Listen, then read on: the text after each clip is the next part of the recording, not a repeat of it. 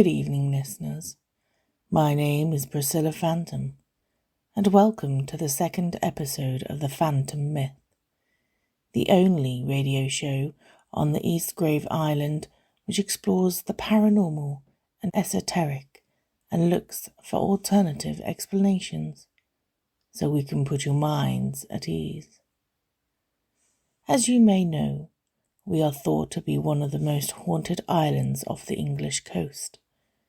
Whether you believe in ghosts or not, you have to admit that strange things do happen on this island. So we, at WWT Radio, think it's a good idea to take a look into these unexplained events.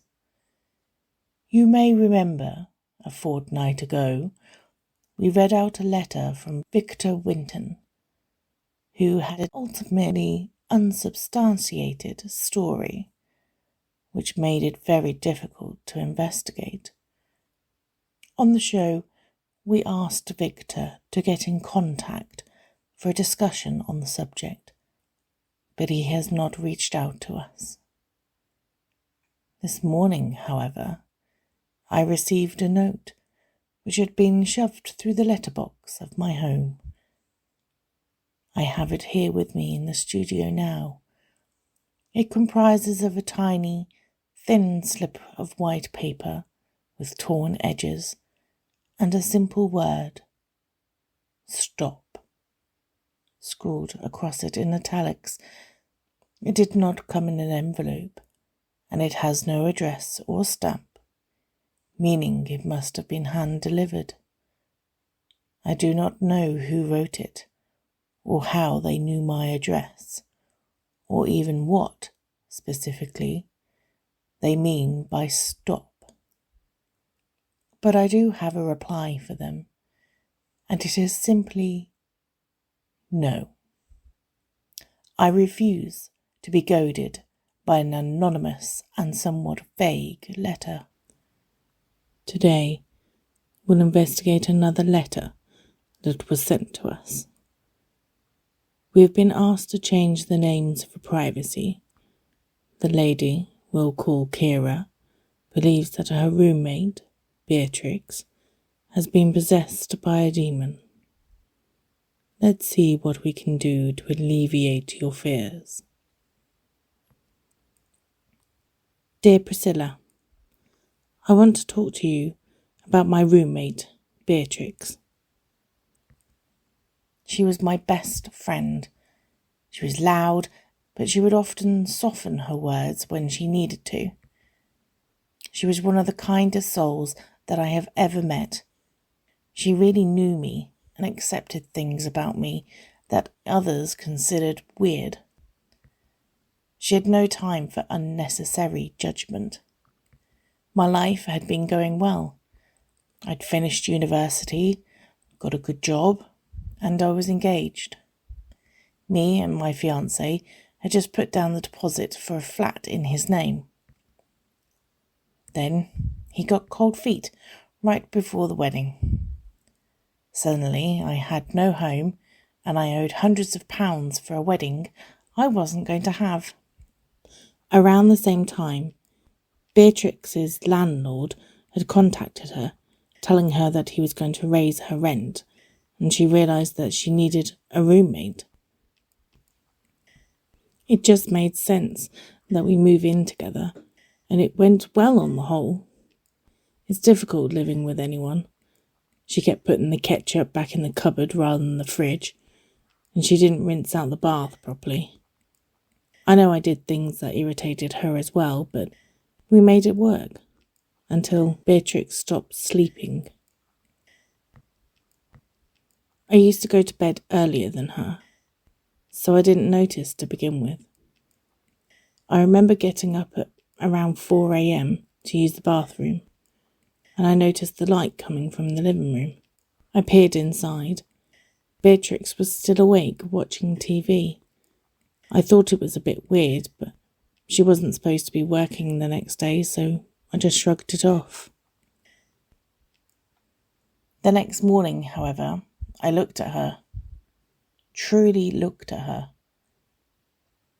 You know when you see somebody every day, you build up a vague image in your head of what they look like, but one day you see them, you really look at them, and you realise they had changed and they're no longer quite fit in with your old image of them. On this particular morning, I looked at her. She had dark circles under her eyes, and her usually curly hair looked limp and greasy, and she moved sluggishly. I mentioned that she looked tired, and she admitted that she hadn't slept for the past 3 nights. She didn't tell me why, and I didn't ask. I have cursed myself 100 times since for not asking. Instead, I suggested that she should go and see a doctor. That night was the first time I had any idea of how bad things were. I'd gone to bed around 9 p.m. The medication I was on made me feel really drowsy, and it would be a fight to keep my eyes open. I fell into my bed, still in my clothes, and I slept soundly. I awoke with a start. From the living room came a piercing scream, full of terror. I might have assumed I had imagined it and gone back to sleep, except she didn't stop screaming. Groggy and blurry-eyed, I rolled out of bed and stumbled forward, knocking my shoulder against the door frame on my way out. Somehow, I made it to the living room without injuring myself or breaking anything. She was staring at the empty static on the TV. Her face was twisted in horror. She saw something in the dead air, I was sure of it.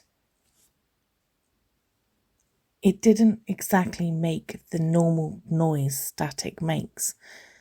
There was something in the background. Somebody talking. The static itself sounded odd, distorted. She was hearing something I couldn't. Something was happening to her. There was nothing.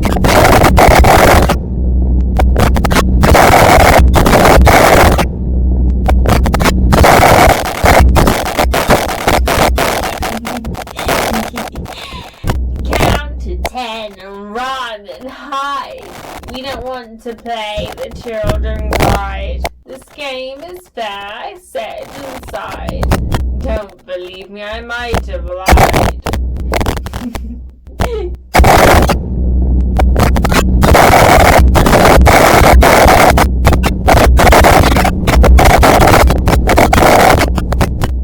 I'm sorry, listeners. We lost you there for a moment. It seems that we were interrupted by a stray transmission. Probably somebody playing a joke. I apologise for that. But I have asked my intern Harvey to look into it, and I promise we will do our utmost to remedy the issue. Now, let us get back to Kira's letter. I tried turning off the TV, but it wasn't responding. So I walked and knelt down, staring into the static. The way the pixels flittered around the screen didn't look right, as if behind the dead air there was an image that I couldn't quite make out. I reached through the TV stand to the leads behind it, found the extension lead and yanked at the first plug from it. The lamp went out and Beatrix yelped, jumping up from where she had been sitting on the sofa. The room was now only lit by the TV, and the sound of the static seemed to be growing louder, thundering in my ears. I reconnected the lamp and pulled out the next plug. This time, the white noise died with a faint whine, and the TV screen switched to black. I glanced over my shoulder. Beatrix had stopped screaming. She now stood in the doorway, silent but shivering. "What did you see?" I asked her. She didn't reply. I don't think she could at that point. I didn't push it. It wasn't the time. Neither of us could sleep that night. She sat at the little table in the kitchen as I made hot chocolate. And when she was ready, she told me that she'd started seeing things. It started out as movements in the corner of her eye, and then sometimes she would glimpse a hand reaching out of the shadows or eyes outside the window at night. Apparently once she had a laugh that she only described as unlike a human laugh from next to her ear, and when she turned round, she found herself alone. I asked her if she had seen a doctor, like I'd suggested. She said that she had, and that he'd had prescribed her some tablets, which she had taken about 7 hours ago, but she hadn't felt any difference. I told her that she would need to talk to the doctor again and tell them about the hallucinations. She promised that she would, but she never made it there. I only left for a few moments to change my clothes, but when I came back into the kitchen, Beatrix was gone, and the radio was making that same strange static noise. Beyond the white noise, however, it sounded as if there might be a voice talking or singing or chanting. It was too muffled for me to hear what they were saying. It was a definite rhythm.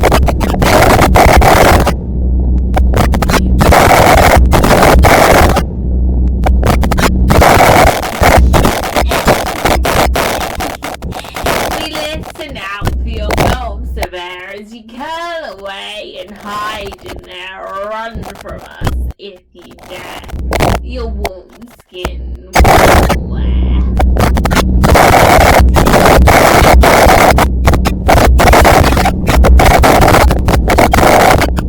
It seems we once again lost you there. I apologise to you, our listeners, and I thank you for your patience. Harvey hasn't come back from investigating that stray transmission yet, but I am sure he'll have answers.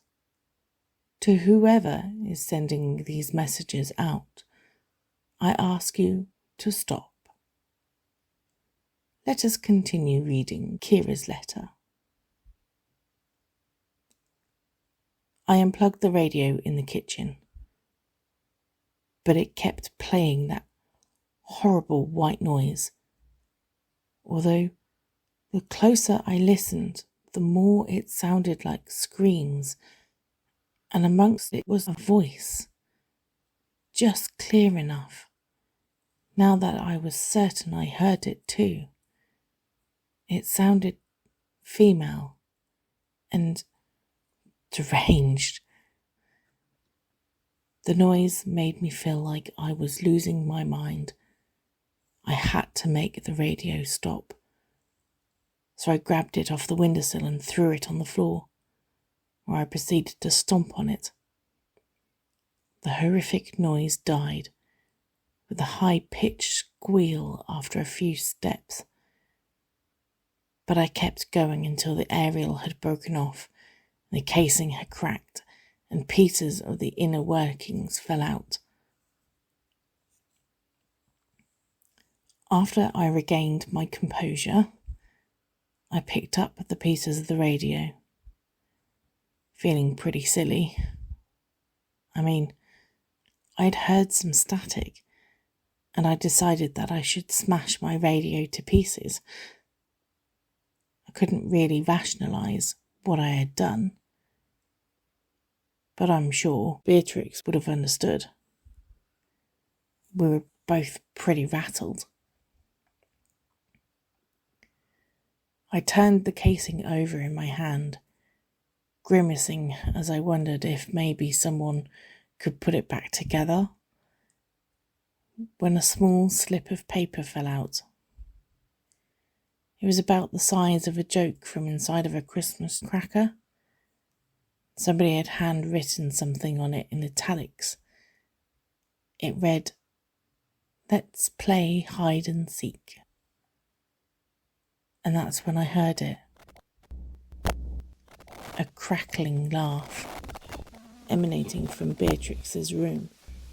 It didn't sound like her. It didn't sound human. If pushed, I still wouldn't be able to tell you what it was about that laugh that made my heart stammer in the way that it did. I just knew I needed to hide when I heard the heavy, thudding, shuffling of footsteps in the hall. I needed to get out, but the door to Beatrix's room was next to the front door. There were 2 doors out of the kitchen, one into the living room and one into the hall.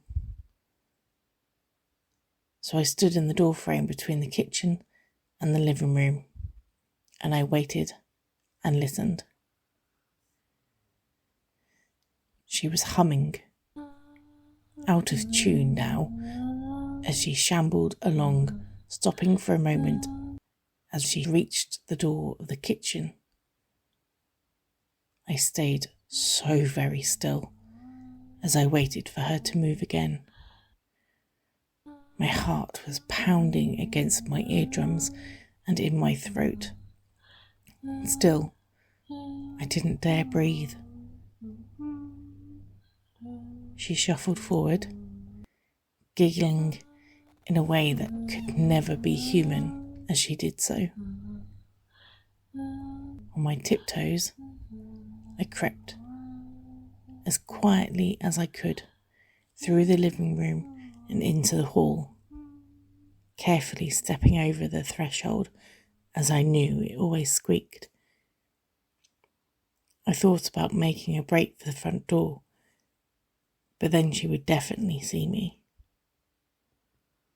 Against my better judgment, I snuck further into the flat. There were 3 more doors in the hall. The bathroom, my room, and the airing cupboard.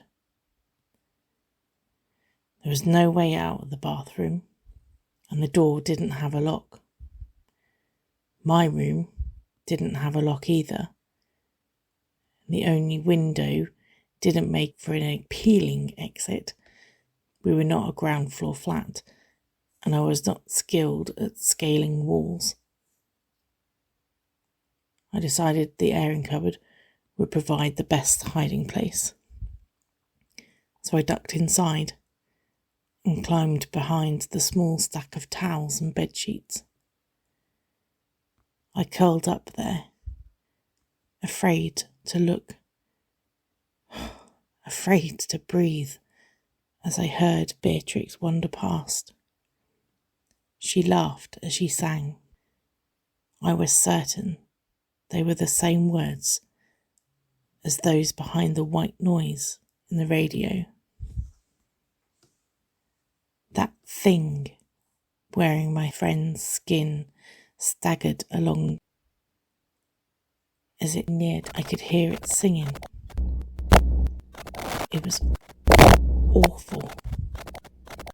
It sounded nothing like my friend. It sounded only a vague impression of a human voice that said something like, "Did you lie with your mortal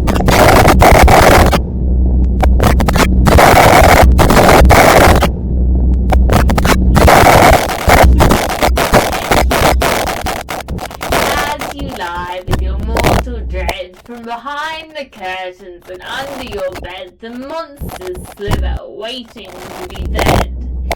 Don't look now, you'll soon be dead.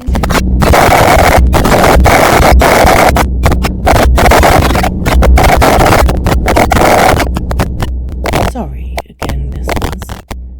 During our last interruption, Harvey returned. He still hasn't figured out where the stray transmission is coming from or how it is interfering with our broadcast.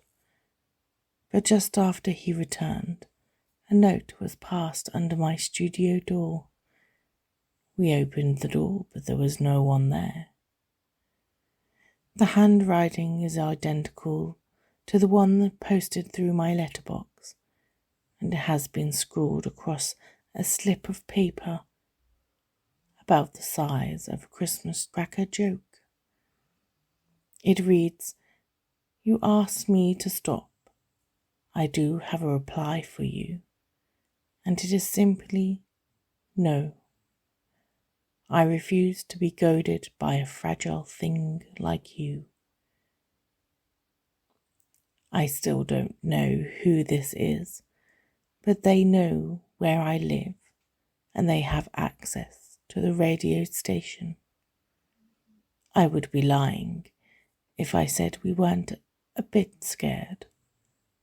But don't worry, listeners. I'm sure it's somebody playing a practical joke. Now, let's get back to the letter.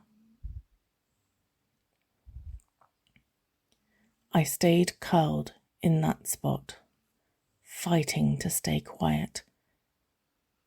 I could hear my blood pounding against my eardrums and her mocking, chanting voice as she neared me. It got so loud, so close. Then it stopped.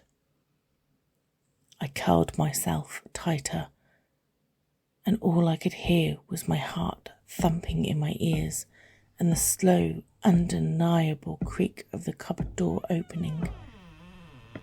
I didn't dare look. I didn't dare move. I didn't dare breathe. My lungs screamed at me for oxygen, but I stayed as quiet as I could, and as still as I could, tucked away at the back of the airing cupboard.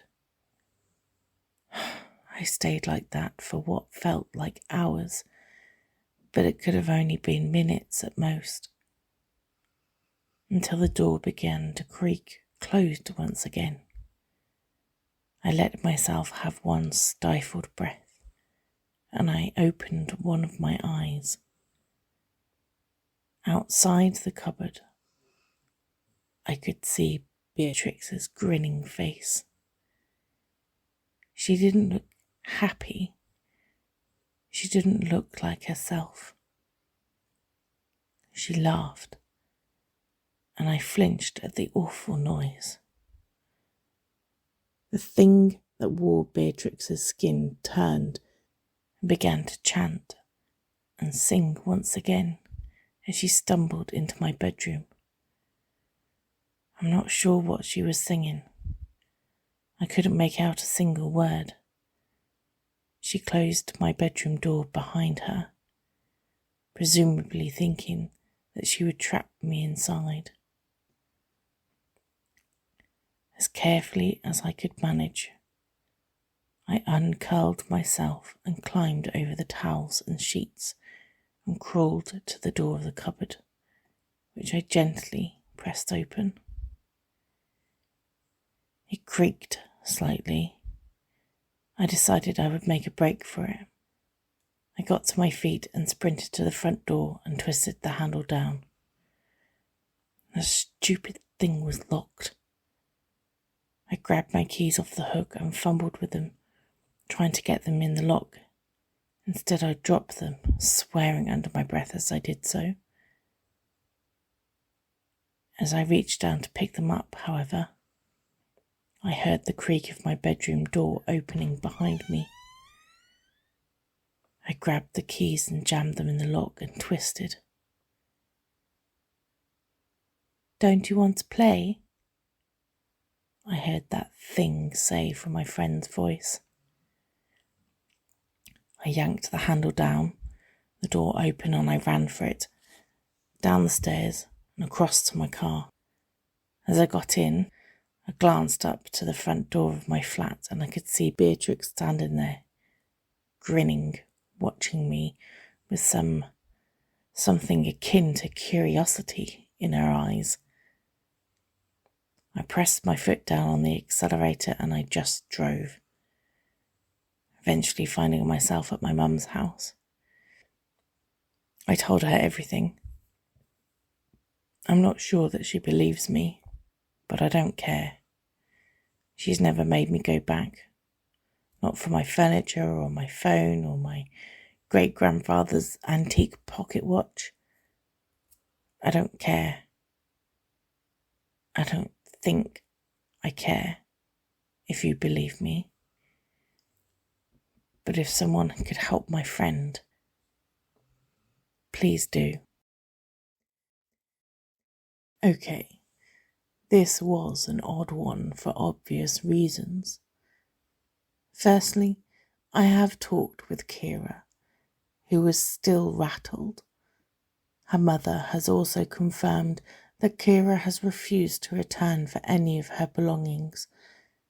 I believe that she has experienced something terrifying, and it is very possible that her life was in danger. We also tracked down Beatrix, hoping to talk to her. She has been arrested. We do not know what for at this time, nor will they let us speak to her, but they assure us that she is contained.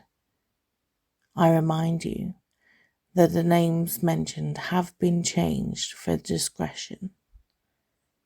However, there is no evidence of demonic possession, but I do believe Beatrix had an extremely intense psychotic break of some kind, possibly heightened by her lack of sleep.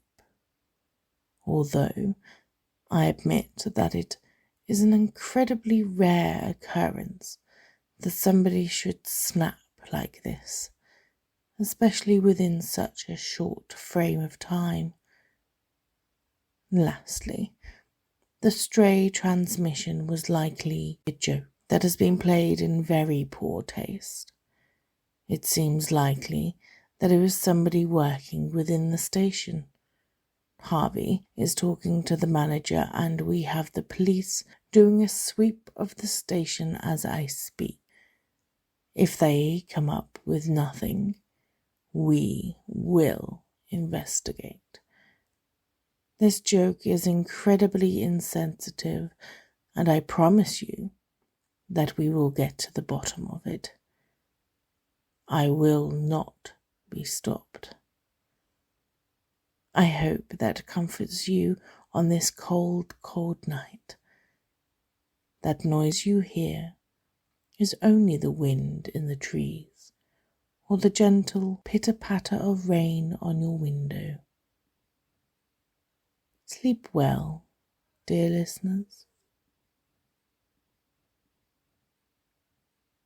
The voice of Priscilla Phantom was Lynsey Evans. The voice of Beatrix, the demon, was myself, Sasha Williams. Thank you for listening to our podcast, The Phantom Myth. Hope you and the creature lurking behind you enjoyed it. Have a fantastic day. If you did enjoy this episode, and most importantly, if you can afford to, you can send donations to the Phantom Myth PayPal page. There should be a link in the description. Thank you.